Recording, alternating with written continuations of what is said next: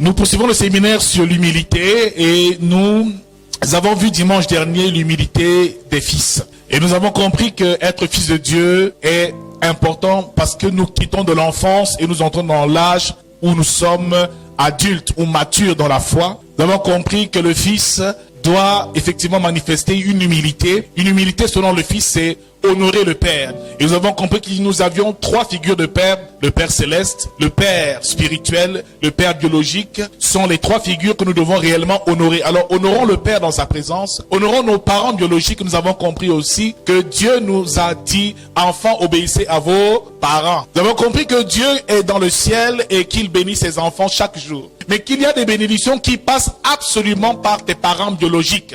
C'est pour ça que ce commandement qui nous a été donné, honore ton père et ta mère, est un commandement divin qui accompagne une promesse telle que la Bible nous l'a dit. Ce qui veut dire que pour vivre et être heureux sur la terre des hommes, il faut honorer ton père et ta mère. Mais par la suite, pour vivre longtemps. Donc ce qui veut dire honorer son père et sa mère te permet de vivre heureux sur terre en tant que fils. Être heureux veut dire être comblé de tout ce dont tu peux avoir besoin dans ta vie et dans ton existence. Des bénédictions à la fois matérielles et même spirituelles. Mais aussi rallonge tes jours. Et nous avons vu que beaucoup d'enfants ont échoué dans leur vie parce qu'ils ont déshonoré leurs parents. Nous avions compris comment est-ce que Cham a laissé révéler la nudité de son père. Alors tout fils doit couvrir la nudité de son père. Bien-aimé dans le Seigneur, dis à quelqu'un, n'expose jamais tes parents. Parce que le jour où tu exposes un de tes parents, ou tu le déshonores par une parole, bien-aimé dans le Seigneur, le ciel te sera totalement fermé. Nous avons vu ici que beaucoup de chrétiens, bien heureusement, reçoivent la nouvelle naissance, donc ont accès à la bénédiction du Père céleste et même la bénédiction du Père spirituel. Ce qui veut dire que tout ce qui est spirituel t'est donné, mais pour que les choses soient matérielles et physiques, il faut honorer tes parents biologiques, tes parents qui t'ont donné la vie et ceux qui t'ont nourri, qui t'ont soutenu depuis ta naissance, mon frère. Le chrétien souvent est bloqué à ce niveau. On te dit souvent tes parents sont sorciers. Tu ne peux pas les voir, mon frère, c'est une erreur. Au contraire, tu dois honorer tes parents et à chaque fois que tu honores un père, à chaque fois que tu honores une mère, la grâce de Dieu est dans ta vie au nom de Jésus. Nous avons prié qu'il faille que beaucoup d'entre nous aillent se réconcilier avec leurs parents s'ils les ont déshonorés. Et nous avons compris effectivement que le déshonneur peut venir même si le parent ne t'a pas maudit dans son cœur. Et la malédiction peut frapper autant pour moi, même si le parent ne t'a pas maudit dans son cœur. Moïse était un père spirituel, nous l'avons dit. Mais la malédiction a frappé Marie parce qu'elle a murmuré et elle a maudit son père spirituel. Nous avons compris que le père spirituel jouait aussi un rôle, au même titre que le père biologique. Il nourrit ton âme, il nourrit ton esprit. Et nous avons vu même les qualités d'un père spirituel. Comment reconnaître que celui-ci est mon père spirituel, est le père que Dieu m'a donné, qui me permet effectivement d'entrer dans mon héritage. C'est un homme que Dieu a équipé spirituellement pour accomplir quelque chose dans ta vie. Nous ne reviendrons pas sur tout l'enseignement. Nous allons seulement poursuivre ce matin dans la troisième type d'humilité que nous verrons ce matin. Et nous allons directement écrire l'humilité des serviteurs. Il s'éleva aussi parmi les apôtres une contestation. Lequel d'entre eux devait être estimé le plus grand? Que le plus grand parmi vous soit comme le plus petit, et que celui qui gouverne comme celui qui sert. Si quelqu'un veut être le premier, il sera le dernier de tous et le serviteur de tous. Bien-aimés dans le Seigneur, ce texte nous parle d'un événement quand même assez particulier. Car Jésus avait avec lui 12 disciples qu'il avait établis, avec qui il cheminait dans cette merveilleuse et glorieuse mission. Il leur a donné un certain pouvoir et il enseignait les disciples chaque jour. Mais la Bible nous déclare ici au verset 33 même de Marc chapitre 2 qu'ils se sont disputés. Il y avait avec moi une dispute. Au même titre de Luc chapitre 22 verset 24, il s'éleva aussi parmi les apôtres une contestation. Bien-aimés dans le Seigneur, ce qui veut dire que les problèmes sont partout. Dis-le à quelqu'un, il y a des problèmes partout. Il y a des problèmes dans toutes les familles. Les disciples avec Jésus faisaient aussi partie d'une famille spirituelle. Et voyez-vous, même parmi les disciples, il y avait parfois des moments de discorde, des moments où on ne se comprend pas, des moments où il y a des incompréhensions entre frères et sœurs. Ça arrive dans toutes les familles. Mon frère, il y en a beaucoup qui malheureusement sont à l'église, mais sont offusqués parfois par le comportement de certaines personnes ou parfois par l'agissement d'un frère ou d'une sœur. Mais laisse-moi te dire qu'à l'église, nous sommes certainement des saints. Oui, mais nous sommes aussi faits de chair. Alléluia. C'est parce que nous sommes des hommes qu'il y a parfois des problèmes. Mais parce qu'on a des problèmes, on ne doit pas se déchirer, s'entretuer. Mais nous ne devons jamais oublier que nous sommes tous frères et que c'est l'amour du Seigneur qui nous réunit. Alléluia. Bien-aimé, il s'était préoccupé, il s'est disputé. Mais qui est le plus grand? Qui est donc celui qui sera le plus grand parmi nous? Si le maître part, qui va prendre sa place? C'était une bataille de leadership. Car voyez-vous, nous aimons toujours avoir la première place. Et selon l'ordre et le système de pensée de ce monde, les meilleurs sont les premiers. Les premiers sont ceux qui dépassent les autres. Les premiers sont ceux qui viennent avant les autres, sont ceux qui écrasent même parfois les autres pour atteindre le sommet. Alors, qui sera le plus grand? Est-ce que ce sera Pierre? Est-ce que ce sera Paul? Est-ce que ce sera, je ne sais pas, Jacques ou je ne sais qui? Qui sera le plus grand? Et même ce genre de bataille de leadership existe au sein du corps de Christ. Mon frère, est-ce que c'est moi qui suis la meilleure chante de l'église? Est-ce que c'est moi qui suis le meilleur prédicateur de l'église? Est-ce que c'est moi qui vais effectivement valablement remplacer le pasteur lorsqu'il ira en mission? Mon frère, nous voulons tous une position derrière moi. L'homme cherche la position. Une position généralement confortable. Une position où il est valorisé. Une position où il semble être le premier, où il est exposé comme étant le premier, présenté comme étant le meilleur ou le premier. Il demandait qui est le plus grand parmi nous. Cela a fait l'objet d'une dispute parce que chacun trouvait que Jésus l'aimait. Ou alors chacun aimait Jésus. Et ils voulaient tous servir Jésus. Et ils voulaient tous être celui qui va tenir la barque lorsque le maître, malheureusement, ne sera plus là. Mon frère, Jésus s'est donc approché de pour leur demander, de quoi parliez-vous? Parce que Jésus savait particulièrement que les hommes ont souvent des cœurs tortueux. Et il savait que si ces hommes ne s'aimaient pas, ils allaient avoir beaucoup de problèmes pour se comprendre et s'entendre. Et voyez-vous, par la suite, Jésus a fait de ses amis. Et il leur a dit qu'il leur donne un commandement nouveau.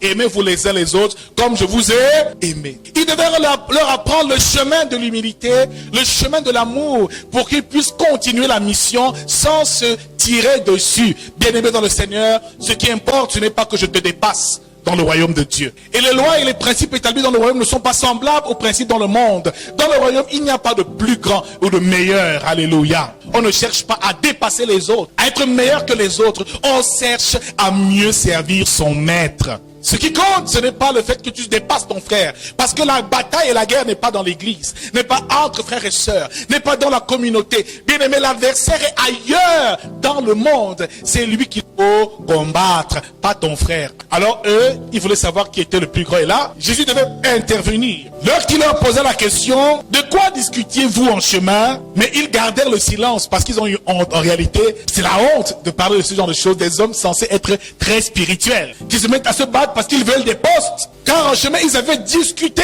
entre eux pour savoir qui était le plus grand. Ce qui veut dire que non, moi, je chasse les démons, je suis le plus grand. Moi, j'ai le don de miracle, je suis le plus grand. Moi, je parle en langue, je suis le plus grand. Moi, je prophétise, je suis le plus grand. Donc, chacun voulait être le plus grand. Et nous voulons souvent être les plus grands, les plus zélés pour impressionner les frères. Mais laisse-moi te dire une chose, comprends un peu le mystère que Jésus enseigne aux disciples ce matin. Alors il s'assit, appela les 12 et leur dit, si quelqu'un veut être le premier, il sera le dernier de tous et le serviteur de tous. Ainsi, il voulait leur dire que le plus grand parmi vous doit être le serviteur des autres. Bien-aimés dans le Seigneur, cette parole dépasse l'entendement humain, dépasse même toute logique humaine. Car dans le monde, le plus grand est celui qui domine, est celui qui influence, est celui qui se fait servir. Le plus grand dans le monde est celui qui se fait servir, celui qui est assis à une place confortable ou royale, à un poste élevé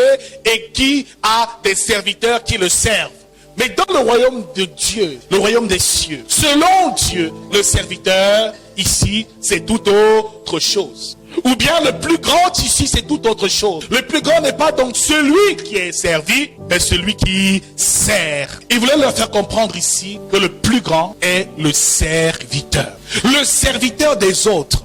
Donc si tu veux être grand dans la maison de Dieu, ta grandeur est déterminée par la qualité de ton service pour Dieu auprès des autres. Si tu veux être grand dans la maison de Dieu, Si tu veux atteindre un niveau élevé aux yeux de l'Éternel, c'est que tu deviens le serviteur des autres et que tu excelles au service. Que tu t'offres, que tu soutiennes les autres, que tu pries pour eux, que tu intercèdes pour eux, exerce le ministère pour eux, pour la gloire de Dieu. C'est par rapport au service que tu rends que Dieu t'élève. Tu ne dois donc pas être celui qui est servi par les autres, mais plutôt celui qui sert. Ce qui veut dire qu'ici à l'église, ce n'est pas celui qui est sur la pupitre qui est le plus grand, mais c'est souvent celui qui balaie le sang. Celui qui est au pupitre ou celui qui est ici un leader de l'église doit être capable de pouvoir faire parfois les tâches les plus basses, donc parfois servir en toute humilité afin d'être vu par Dieu et d'impressionner Dieu. Bien aimé, le plus grand à ce moment est celui qui est le plus au service de Dieu. Mon frère, pour être au service de Dieu, il faut donc être au service de son peuple. C'est pour ça que Jésus disait à Pierre, m'aimes-tu? Si tu m'aimes, paie mes brebis. Le plus grand parmi nous est donc le serviteur des autres. Si tu commences à servir les autres, à répondre à leurs besoins, à combler leurs besoins, c'est à ce moment que tu seras grand dans le royaume. Ce n'est pas en venant t'asseoir en écoutant le pasteur prêcher, en rentrant chez toi et en remplissant ta tête de tous les versets bibliques, mais commence à avoir le souci des autres. J'ai un frère une fois ici qui a passé près d'un an avec nous, qui est venu me voir un jour et me dit, homme de Dieu, j'ai l'appel de Dieu, je veux servir Dieu. J'ai envie vraiment de servir. Vous êtes un modèle pour moi. J'aimerais être béni et aussi avoir l'onction, prêcher comme vous. Je dis, c'est une bonne chose, mais mon ami, je lui pose une seule question. Depuis que tu es là, ça fait combien de temps? Il dit, ça fait un an, homme de Dieu. Bon, je lui dis, mais un jour, tu es déjà sorti pour l'évangélisation? Il dit non. Un jour, as-tu déjà prié pour un des frères en Christ ici à l'église? Non. Bon, participes-tu souvent au ménage à l'église? Non. Il dit, tu n'es pas encore prêt pour être serviteur de Dieu. Car c'est à ton service. Parce que tu es au service des autres. Parce que tu les sers. Qu'à ce moment-là, Dieu t'élève et fait de toi le plus grand dans son royaume. Pour cela, il faut donc comprendre ce que c'est qu'un serviteur. Comment développer l'humilité d'un serviteur. Comment servir Dieu et servir les hommes. Dans l'Ancienne Alliance, le terme serviteur désignait une personne qui, je parle là ici en Israël, un serviteur est une personne ou même un païen, les gens des peuples païens qui venaient en Israël, soit comme des mercenaires, soit comme des esclaves pour servir des maîtres. Un serviteur est soit un mercenaire numéro 1, soit un esclave. Et ici, un mercenaire est quelqu'un qui vient et qui accomplit une tâche afin d'être payé. Un mercenaire est quelqu'un qui a des droits, qui vient accomplir une tâche et qui est payé pour sa tâche. Alors en Israël, il y avait donc des personnes qui étaient des maîtres, des personnes élevées en dignité, qui voulaient se faire servir. Mais les esclaves ne venaient pas d'Israël,